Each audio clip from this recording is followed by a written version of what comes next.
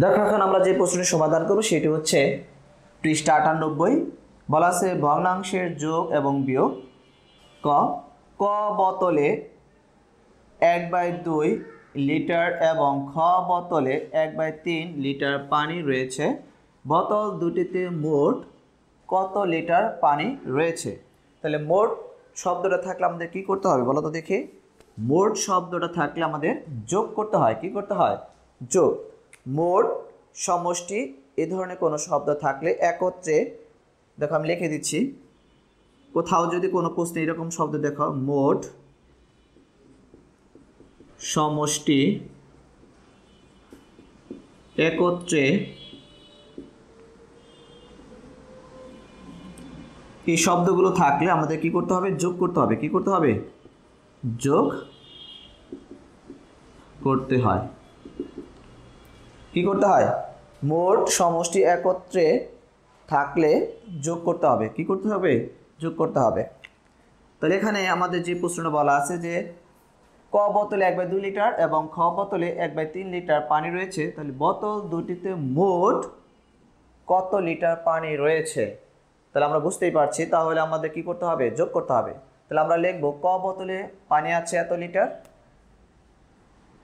সমাধান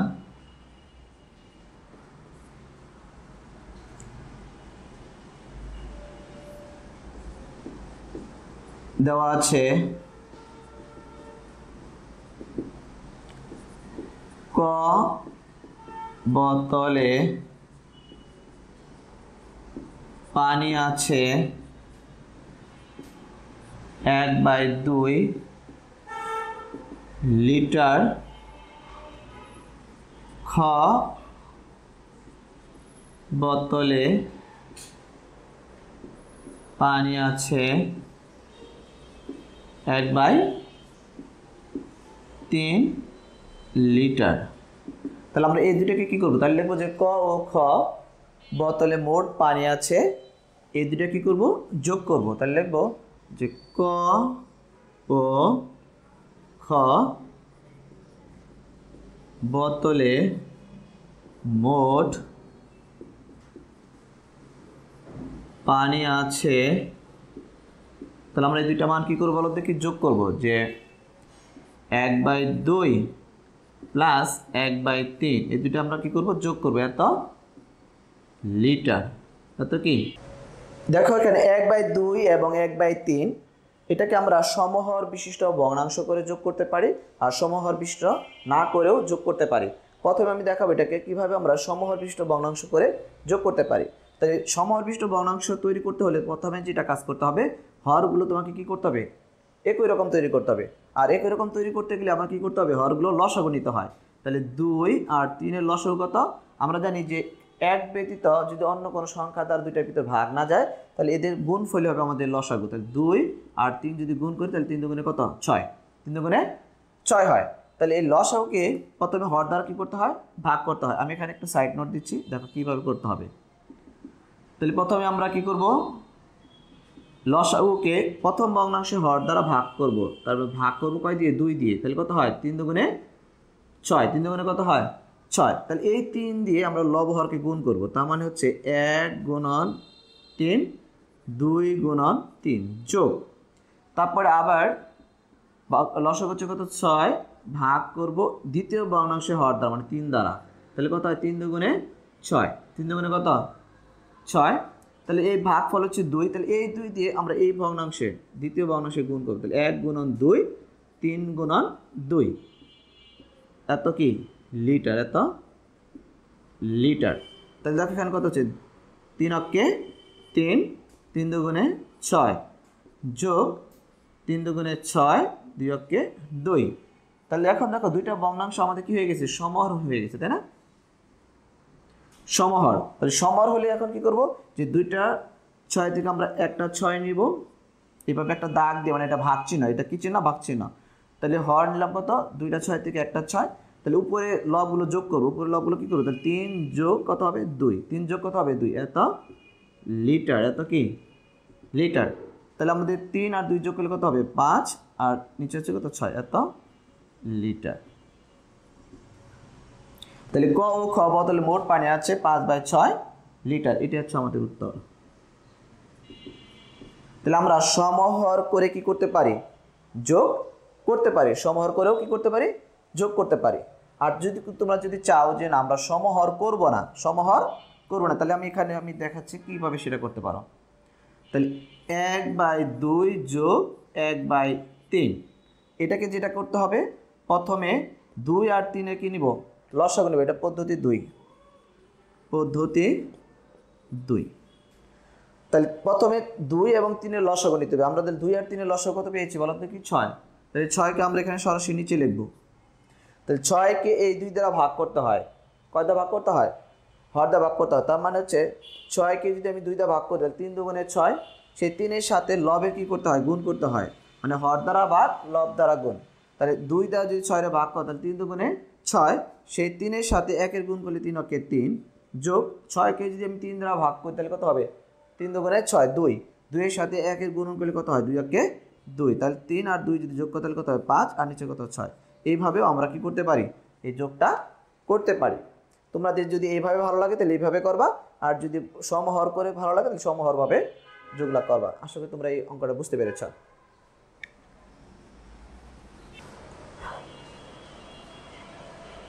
দেখো আমরা এখন যেটা সমাধান করব সেটা হচ্ছে পৃষ্ঠা 98, সমহর বিশিষ্ট করে যোগ করতে বলছে। কি করতে বলছে, সমহর বিশিষ্ট তৈরি করে যোগ করতে বলছে। আর এখানে আমাদের 4টা প্রশ্ন দেওয়া আছে, আমরা একে একে 4টা প্রশ্ন সমাধান করব।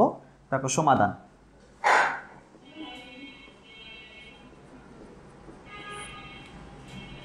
এক নং প্রশ্ন বলা আছে যে 1/4 যোগ 1/3, এগুলো শূন্যস্থান আকার, মানে ঘর ঘর আকার আছে।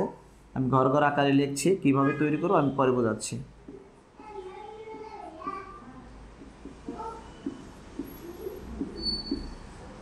দেখো এটাকে সমহর তৈরি করে আমাদের রেজাল্ট তৈরি করতে হবে, মানে উত্তর আনতে হবে। তাহলে সমহর বিশিষ্ট ভগ্নাংশ তৈরি করতে গেলে আমাকে যে কাজটা প্রথমে করতে হয়, প্রথমে হরগুলোর কি নিতে হবে, লসাগু নিতে হবে। প্রথমে কি নেব, হরগুলোর লসাগু। তার মানে 4 আর 3 এর লসাগু নিবে।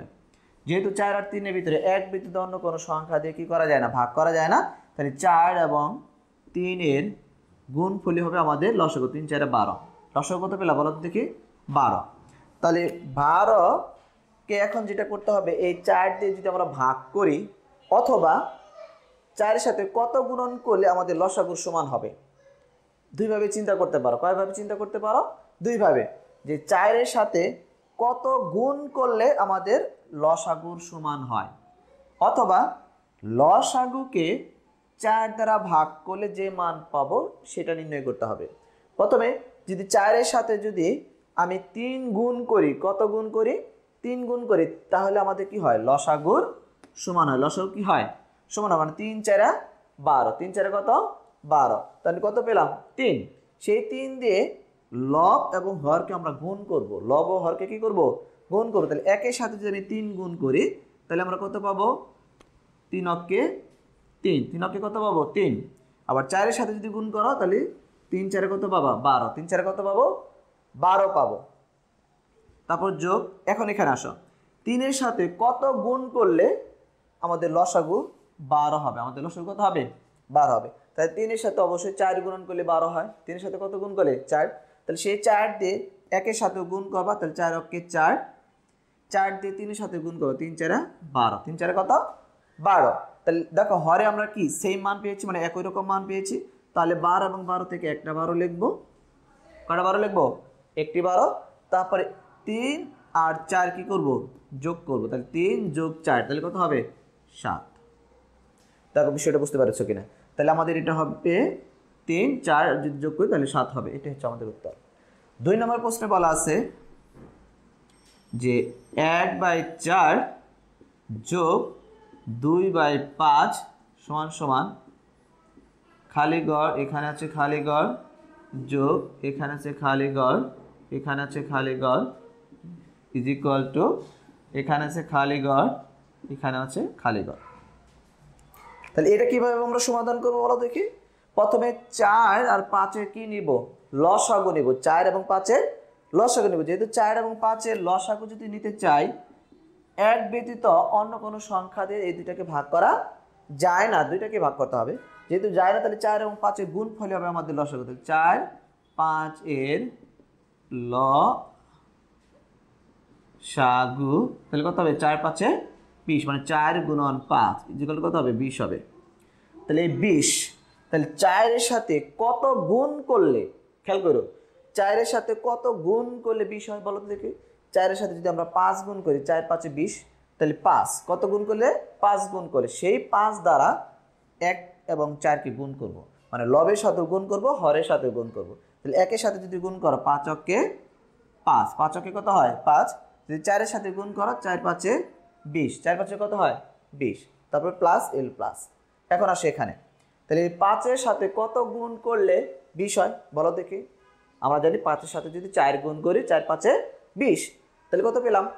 4। সেই 4 দিয়ে লবের সাথে গুণ করব, হরের সাথে গুণ। তাহলে লব, তাহলে 2 এর সাথে যদি তুমি 4 গুণ করো তাহলে কত হবে? 4 দুগুণে 8, 4 দুগুণে কত হয়? 8। আর 5 এর সাথে যদি গুণ করো তাহলে 4 5 এ 20 হয়, 4 5 এ কত হয়? 20। এখন দেখো সমহর, আমাকে কিন্তু সমহর তৈরি করতে বলছিল। তাহলে 20 আর 20, তাহলে এখন এই দুইটা 20 থেকে আমরা এখানে একটা 20 নিব। তাহলে লবগুলো কি করব? যোগ করব। তাহলে 5 যোগ 8, আমরা জানি 5 আর 8 যোগ করলে কত হবে?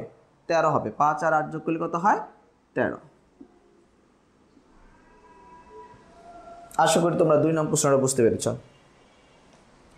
3 নং প্রশ্নে বলা আছে যে 1/6 যোগ 2/9 ইজ ইকুয়াল টু খালি গড় ডিভাইডেড বাই খালি গড় প্লাস খালি গড় ডিভাইডেড বাই খালি গড় ইজ ইকুয়াল টু খালি গড় ডিভাইডেড বাই খালি গড়। দেখো 3 এই প্রশ্নটা দেওয়া আছে। তাহলে বলছে প্রথম কাজ হচ্ছে আমাদের 6 আর 9 এর কি নিতে হবে? লসাগু নিতে হবে। তাহলে আমরা নিই। তাহলে 6 এবং 9 এর যদি আমরা লসাগু উৎপাদক করি তাহলে 2 3 দিয়ে বাদ যায়, 3 দুগুণে 6, 3 3 9। যদি এগুলো গুণ করি তাহলে কি হবে? 3 গুণন 2 গুণন 3। তাহলে 3 দুগুণে 6, 3 6 18, 3 6 কত? তাহলে আমাদের লসাগু হলো কত? 18। লসাগু কত? 18। তাহলে 6 এর সাথে কত গুণ করলে 18 হয়? আমরা জানি 6 এর সাথে যদি গুণ করো তাহলে 6 3 6 কত? 18, 3 6 18। সেই 3 দিয়ে 1 এর সাথে গুণ করব, তাহলে 3 অক্কে 3, 3 6 18, 3 6 18 প্লাস এই যে প্লাস, তারপরে সেখানে তাহলে 9 এর সাথে কত গুণ করলে 18 হবে? 9 এর সাথে কত গুণ করলে 18 হবে? 9 দুগুণে 18 মানে 2। যদি আমরা 9 এর সাথে 2 গুণ করি তাহলে 18 পাবো। সেই 2 দিয়ে লবকেও গুণ করো, তাহলে 2 দুগুণে 4, 9 এর সাথে গুণ করো 9 দুগুণে 18। এই হচ্ছে আমাদের সমহর। এগুলো হচ্ছে কি? সমহর। তাহলে 18 এবং 18 থেকে আমরা একটা 18 নিব। কয়টা 18 নেব? একটি 18 নেব। তাহলে 3 যোগ 4, তাহলে যোগ করলে কত হবে? 3 আর 4 যোগ করলে কত হবে? 7 হবে। এটাই ছিল আমাদের 3 নং প্রশ্নের সমাধান। আশা করি তোমরা 3 নং প্রশ্নটা বুঝতে পেরেছ। এখন আমরা প্রশ্নের সমাধান করব 4। তাহলে 4 এ কি বলা আছে? 1/8 যোগ 5/6, এটাকে আমরা সমাধান করব। দেখো তাহলে 8 আর 6 এর আমাদের কি নিতে হবে বলো তো দেখি। 8 আর 6 এর কি নিতে হবে? প্রথমে লসাগু নিতে হবে। 8 আর 6 এর লসাগু নিতে হবে।